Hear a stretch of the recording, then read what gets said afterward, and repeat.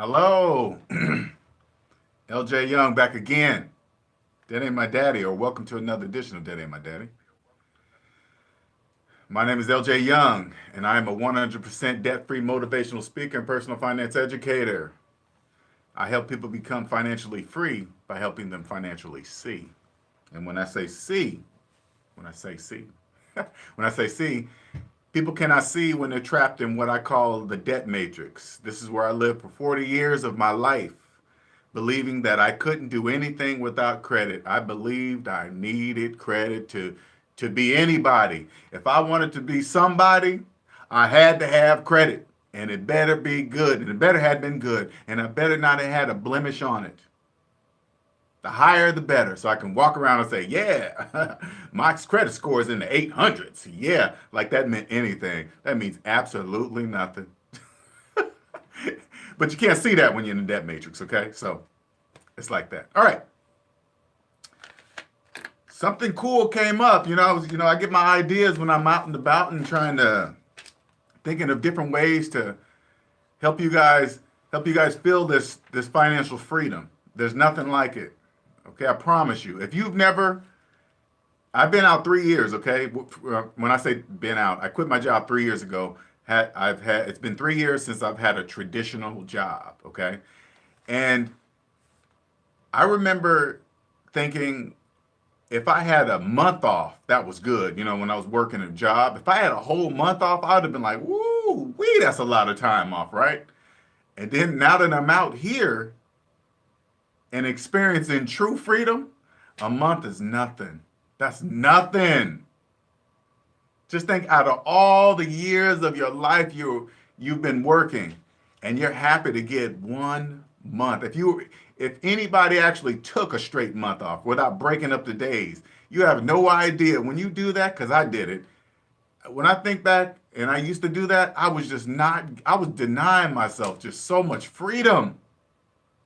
God, you guys don't know, man. I had an appointment today and it was rainy. I live in Seattle, Washington, and it was rainy, cloudy, and traffic all over the road. And I thought to myself, if I had to actually deal with this every day, I would go insane. There is no going back. I keep telling you guys, if you experience this, it takes a year to break that 40-hour work week habit, but once it's broke, it's going to be very difficult to go back into the regular world, the regular working world.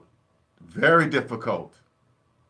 Dealing with traffic and then work and then traffic back home, and holy moly, no. Ooh, God. Anyway, the title of today's video, Ego, Money, and Debt. So let me say this first part, okay? I want those of you that watch me, true wealth is not money. It's owning the time in your life. The more you own, the more you can do things. You have more time to come up with, explore your ideas, something in business, but you have all this time to do it because you don't have any distractions. The more you sell, the less you own. See what I'm saying? If you have more time to, come up with a great business idea, you attract the money to you because you have a great product. You have time to work on your great product. But when you're in debt, you can't even think about being out on your own because you're so scared about money. It's just anyway, all right. Now, lately, I've been watching these First Amendment auditors, okay? So what these guys do is they go to federal buildings, post office places, and stand on public right-of-way, public sidewalks, and film federal buildings. Well, it's legal to do that, all right? It's the First Amendment right. And when you're doing something legal, you don't have to give up your ID. If a police officer approaches you, if you're not committing a crime or in the commission of a crime, you don't have to legally give your ID to the police officer that always first approaches, right? Now, what I want you guys to see, those of you that are in debt and can't really understand why you're in debt, it's only because you cannot see that ego is preventing you from seeing. Now, ego, not the ego that you always hear of on TV, like, oh, he's full of himself, he's always looking in the mirror. I'm talking about a different kind of ego. This type of ego uh, it prevents you from telling somebody or something they're right, especially when you know it's right, but you're still going to deny it because you just want to deny it so the other person doesn't feel good that they were right or something like that's ego. So if you know something is right or correct or somebody told you something and you just didn't want to acknowledge it, even though logically you knew they were right, that's ego preventing you from accepting what is, okay? So these First Amendment auditors, they go out, like I said, to federal buildings and just film, armed with live stream video and on the public sidewalk. Now they can legally film anything they see. They can't, nobody can trespass your eyes. Uh, uh, that's in the Constitution, freedom of press, right? And so the people come out of the federal building sometimes and the police show up. They say, hey, what are you doing? You know, you can't be here like that. You can't, they all walk out like this. They all walk out like this. You can't film a federal building, right? And the law says you can, but they just automatically walk out and just say it. Now, normally before live streaming and these guys knowing the laws, then naturally people would say, oh, okay, I don't want to go to jail. And they would just leave. Or when they walk up, give me your ID. And they would just hand it to them, right? So these guys are armed with the law. So the first thing the people from the buildings, they call and say, hey, these guys are snooping around, taking pictures. Okay, next thing you know, the cops come up. They come up, just walking straight up. Hey, let me see your ID. Now, these guys are just armed with the law. They go, am I committing a crime? First they go, no. Okay, this is what I want you guys to see, okay? Take the feelings out of it, and I'm going to show you where ego kicks in for them. And then I'm going to give you an example of ego in debt, okay? As soon as these guys say no, you can see something change in the officer's face that is so used to getting the ID. Now, I'm just saying them as a person, okay? I'm just talking about the police officers because they are so upfront right now. But as soon as these people say no, we haven't committed a crime, it's the law, we don't have to show you. No, these people are quoting the law, right? The cops stops. Now, right at that moment, the cop must know, he has to know that's true. That is the law. They don't have to do that, right? Even though he knows it's true, ego says, hey, he still should have gave it to me anyway because I'm the police officer. You know, that's the ego saying, we're going to make that person do something anyway. You know what I'm saying? He doesn't talk to us like that, even though the man on the street filming the buildings is correct. But their ego won't let them accept it. And then if you watch these videos, you'll notice this is the most common thing they end up doing, the police officers end up doing, right? They always go, they'll come up to them, can I help you? And then they'll run down the whole ID thing, right? And then they'll go, because they always walk up and like, can I help you? And then the guys will go, no, we don't need any help. We're not breaking any laws, blah, blah, blah, right? And then they say, okay, you can leave, officer. We don't need your help. But the officer doesn't leave. That's where the ego kicks in. Okay? And then they'll repeat themselves. Can I help you? The person will say, no, I don't need any help. And then officers, can I help you? They'll keep saying it over and over again. That's all ego. The ego will not let them accept that they are right. Okay? Like, if they left ego out of it, right? The officer that was normally used to getting the ID, he would stop and say, wait a minute. I mean, thinking to themselves, okay, yeah, this guy refused me, but he's not running. He's saying it calm. He's not cussing me out, something. Now, this is different than anything I've ever experienced. Why is he doing that? He must know something that I don't know. Let me check that. You know, but the ego will take them over and then they start embarrassing themselves on camera. But they don't know what they're doing. That's why they're repeating themselves.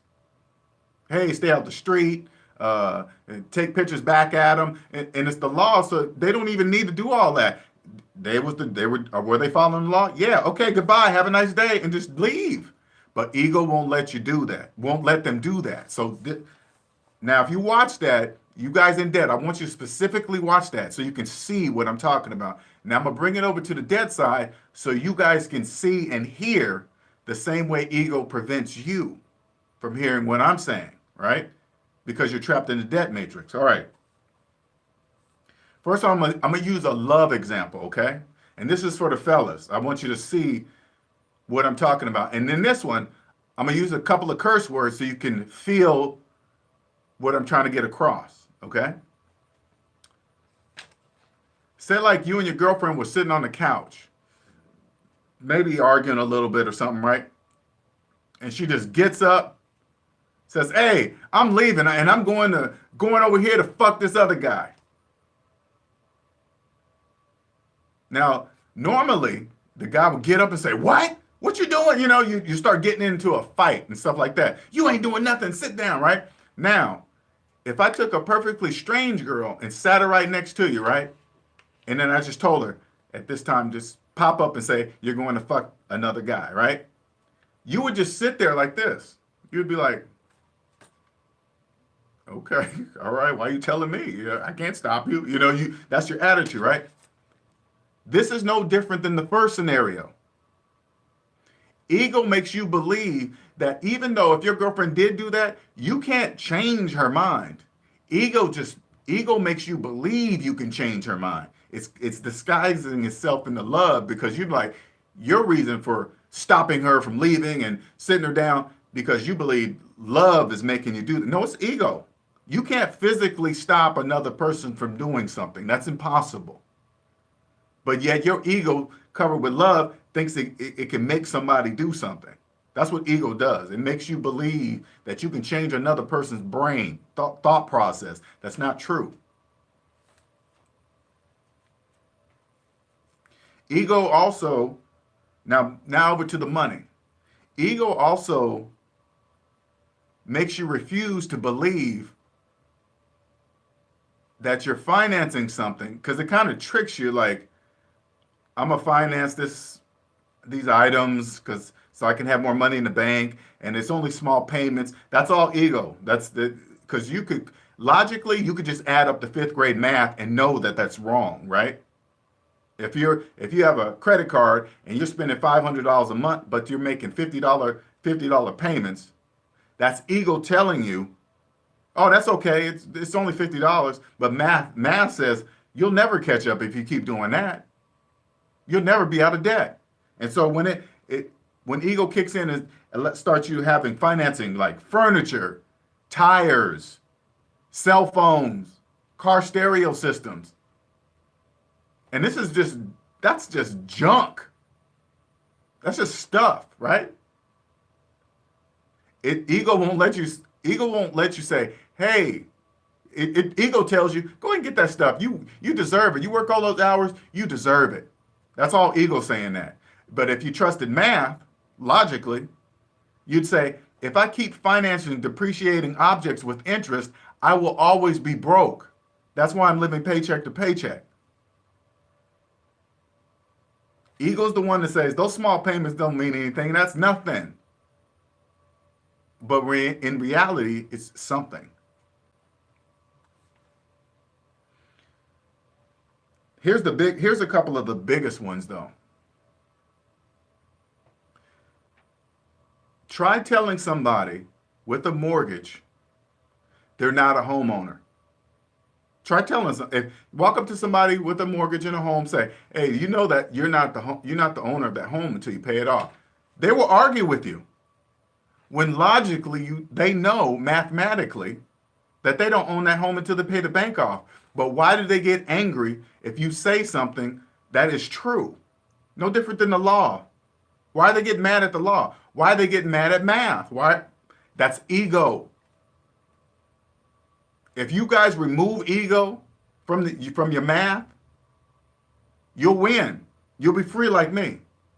You'll understand money and the economy like the back of your hand. It's nothing.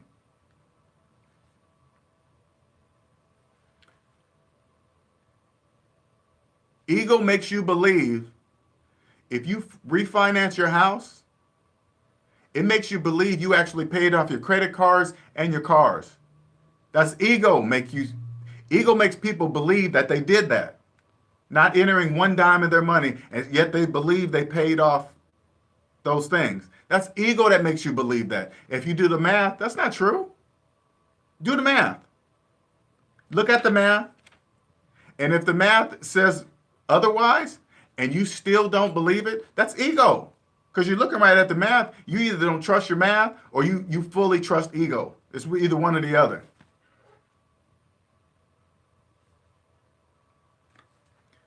Because if you have a mortgage on a house, you're going to borrow the bank's money because you believe it's your house. You're going to borrow the bank's money to pay off the bank's cars and the bank's credit cards without entering any money of your own. Math says, no, you can't do that. That's mathematically impossible. Math says you can't do that. But ego says, yes, you can. You can do that. Now, do you guys see the comparison? I hope so. This because when you're in debt, you really can't see the stuff I'm explaining to you because everybody around you is doing the same thing. They all live in the debt matrix with you. They all live there with you. You know the ones that call their student loans the forever loan? Yeah, or those people that say, hey, I'm going to keep going to school. I'm going to keep going to school, getting school loans, and all I got to do is take 5 credit. I'll just keep going and going and going. Those people, all those people live in the debt matrix. The forever students, because they don't want to make payments, those are, I hope you're not following those people because they're leading you down the wrong path, I promise you. They lead you down to a lifetime of slavery. You thought slavery was dead. It's not. Don't let your ego take you down there. That's ego. You better stop it. All right, that's it for today. Came up with something new for you guys. For those of you that want to start becoming truly financially free, like me, not even bragging, I'm just saying I'm free. It's lovely. $99. The first $99, I will set you on your way with a plan based on all 3 of your credit reports. Get all that stuff together, and it helps your credit report too. I'll see what's supposed to be there, what's not supposed to be there, remove it, tell you how to do it. It'll be all, and it'll be backed up with 100% math. And all you got to do is believe it. I'll check in on you every month. I love it. I'm going to call you up, see how you're doing. What's going on? You almost there? You still on track? All right, let's talk about it. What's going on? I'm going to bring you over here, kicking and screaming. You can reach me at DebtAintMyDaddy@gmail.com. DM me on Facebook, DebtAintMyDaddy, Instagram, DebtAintMyDaddy, and Twitter, DebtAintMyDaddy.